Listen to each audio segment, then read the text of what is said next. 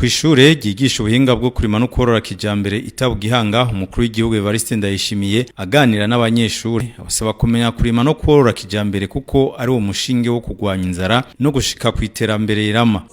Turakeneye abaza kutwigisha hamwe natwe tuca tuza kubigirako. Nige mu byumba mu mutwe uko nyene. Kuzigama, kubungabunga, environnement, agriculture birajana. Ibyo rero mwariko muravuga ngo agriculture ngo na environnement ubimwe kwavyo ibindi kwavyo birajana byose birabana. Nico ituma muza muri ubwoko bw'ibiti bibana n'ibitego.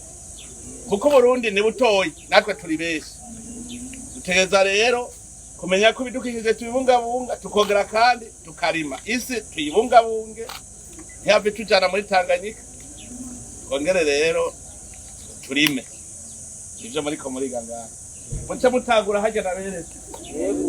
Nzogarukaje kuraba. Muri zone ya Maramvya naho kwibarabara rya 15 hari umworozi w'inkoko Michael Anderson afise inkoko zishika 200,000 akamenyesha ko ku munsi aronka amagi arenga 10,000. Umukuru w'igihugu Evariste Ndayishimiye akaba mutera intege kuri ako karoro keza akavuga ko nabandi bashobora kumurabira ko mu kurangura imigambi y'iterambere. Naho kwibarabara rya 16 Maramvya nyene hari ishira hamwe rihingura ubwatsi ntete bugaburirwa inkwavu ndetse n'impene. Niyongabo Cédric arongoye iryo shira hamwe avuga ko ubwo buhinga yabwiyumviriye mu ntumbero yo kuronka inkwavu nziza atari amacugane, agasaba umugambi paeje kubandanya umufata umugongo.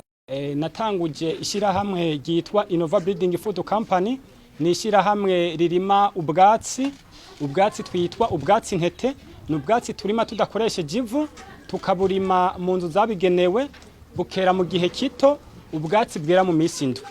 Ego nivyo nkuko mubivuga ndumwe ashigikiwe n'umugambi wa leta y'u Burundi, umugambi witwa paeje, aho umugambi wanje waje kwishura ku kibazo cyagaragara kuva aho leta y'u Burundi yerekanye ko aborozi bagiye kororera mu mpongore.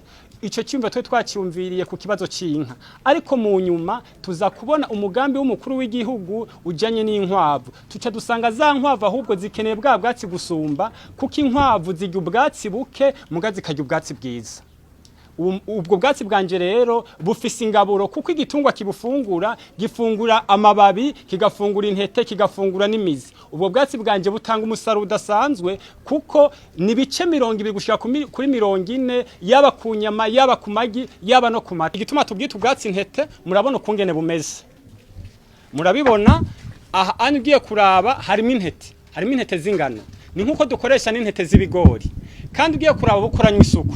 Aha ntavu na rimwe turimirako, kandi bwera mu gihe gito ni ya misi indwi. Urabona inkiri kirafungura iki kintu na mavitamine cyangwa ico kindi kiriko kirafungura, ifungura ikintu kiri concentre gifise ingaburo. Kuma umworozi yari karafungurira igitungwa yahora yahira ubwatsi akaza kurondera sondori, mugabo ngaha anye twebwe byose babirimo, inki kabirira rimwe cyangwa rwarukwavu rukabirira rimwe. Ari abahinga maze kuri mu bwatsi narabonye yuko nta muntu ashobora gukora uburimyi adakora n'ubworozi.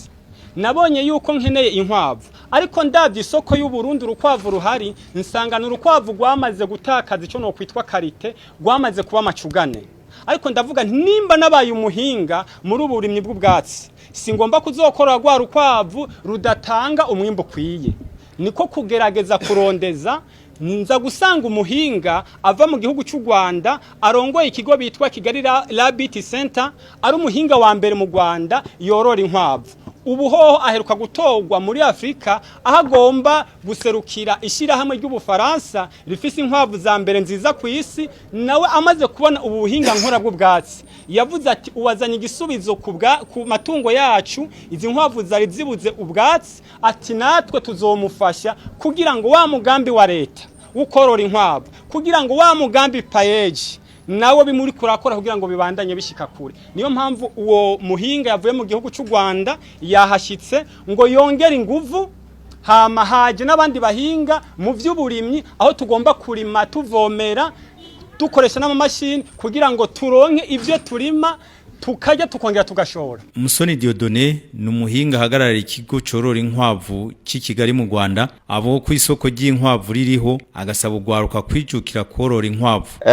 Tubinyujije mu mubano nari nsanganwe mfitanye company yanjye ni ya bwana Cédric, ndakeka ko tuzifashisha n'irishira hamwe rya paeje turebe uburyo twahugura. Mwabonye ko nabyemera umukuru w'igihugu, amwemere ko Cédric nzamuha amahugurwa ashoboka ku buryo iki cyororo cya ikor kiza kuvugurura ubworozi bw'inkwavu mu gihugu, ndetse nabemereye ko igihe hazaba hari association y'aborozi b'inkwavu mu gihugu a travers ya Cédric na paeje tuzagerageza kubahugura ku uburyo bororamo inkwavu bihinduka, tukabikora kinyamwuga kuko niho bunguka.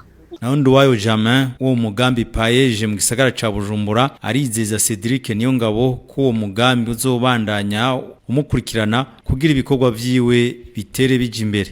Ne paeje iciri kirakora arabizi, twebwe ntabwo tugarukira gusa mu kubaha buryo turabandanya tujana nabo mu kubafasha, kubaha encadrement, kubafasha muri bicanke biriya ivyo baburiye inyishu, na cyane cyane hari n'ico atavuze. Uno munsi turi ku gikorwa cyo kuraba yuko ubu bwatsi bwiwe izabu yoshobora kubwakira kugira ngo ibwige ko, hanyuma tumenye yuko aborozi bariko barabukoresha, bariko bakoresha koko ingaburo ishobora gutuma inka zikamwa menshi, ishobora gutuma inka zivyibuha. Kiri no mu vyo abahinga tumaze kuganira bamwe baratubwira yuko hakwiye gukogwa igikorwa cyo kwevalua hagati y'inka igaburiwe buno bwatsi Cédric arima n'inka igaburiwe burya bwatsi dusanzwe tuzi yuko hariho itandukaniro. Ico naco kiri mu bikorwa dushobora gukora. Ubuyobozi bwa paeje ntaco butariko burakora kugira ngo bushobore kumufasha kugira ngo izabu ishobore kwiga ingaburo koko zigize ubwatsi bwiwe, yongere icertifier ubwo bwatsi bwiwe. Iki kibazo naco cikibanza nibaza yuko arabizi yuko ari umwana wa paeje, imiryango iracuguruye kuri we, no kuvuga ngo indinganizo z'ibikorwa za paeje ibitari bike turabiganira nawe, arabizi turamukurikirana. No kuvuga ngo ico yashikirije nyene icubahiro yamubwiye yuko ku kibazo co kwagurirwa kuronka hanini yacana korera, bamubwiye yuko yoca yandikira ubushikiranganji n'uburimyi n'ubworozi. Aho rero nibaza ko turashobora kubikorana nawe akandika, ariko paeje kamufasha kuja novuga mu kirundi kwegenyeza kugira ngo turabe yuko igisabo ciwe cyo kwaguka, hanyuma bikorwa vyo bitere bije imbere. Mu gihe umukuru w'igihugu basanzwe ari umugenzi wo gwaruka muri Afrika nzima, gukorana no gwaruka rwo mu gihugu icari cyo cyose mu migambi y'iterambere ngo bakaba bazobyakiriza yombi.